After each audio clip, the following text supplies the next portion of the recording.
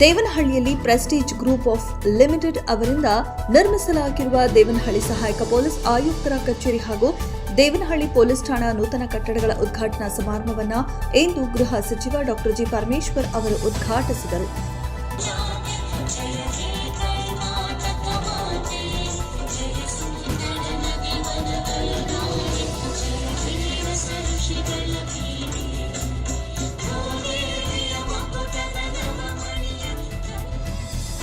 ಪರವಾದ ಕೆಲಸಗಳನ್ನು ಮಾಡಿ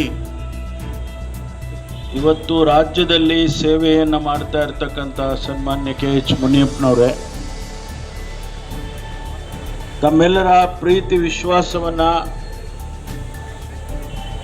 ಅತಿ ಕಡಿಮೆ ಸಮಯದಲ್ಲಿ ಗಳಿಸೋದರ ಜೊತೆಗೆ ಚಿಕ್ಕಬಳ್ಳಾಪುರ ಲೋಕಸಭಾ ಕ್ಷೇತ್ರದ ಪ್ರತಿನಿಧಿಯಾಗಿ ಸಂಸತ್ತಿನಲ್ಲಿ ನಮ್ಮನ್ನ ಪ್ರತಿನಿಧಿಸ್ತಾ ಇರ್ತಕ್ಕಂಥ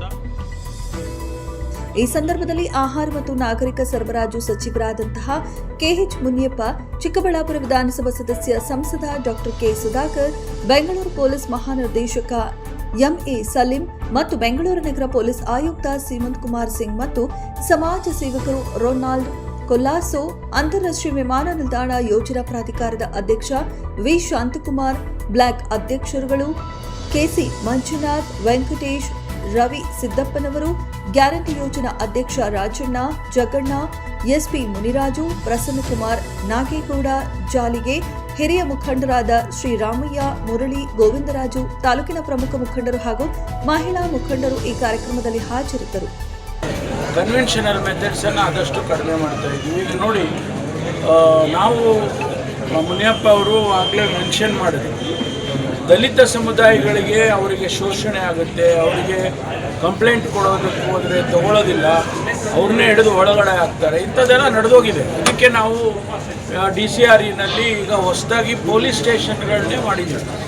33 ಪೊಲೀಸ್ ಸ್ಟೇಷನ್ನು ಹೊಸದಾಗಿ ಇಡೀ ರಾಜ್ಯದಲ್ಲಿ ಮಾಡಿದ್ದಾರೆ. ಅವರು ಅಲ್ಲಿ ಸಲೀಸಾಗಿ ಹೋಗಿ ಅವರು ಕಂಪ್ಲೇಂಟ್ ಕೊಡ್ಬೋದು ಮತ್ತು ಬೇಕಾದ ಹೇಳ್ಬೋದು. ಮತ್ತು ಬೇರೆ ಬೇರೆಯವ್ರಿಗೂ ಕೂಡ ನಾನು ಹೋಗಿ ಕಂಪ್ಲೇಂಟ್ ಕೊಟ್ಟರೆ ನನ್ನ ಕೆಲಸ ಆಗುತ್ತೆ.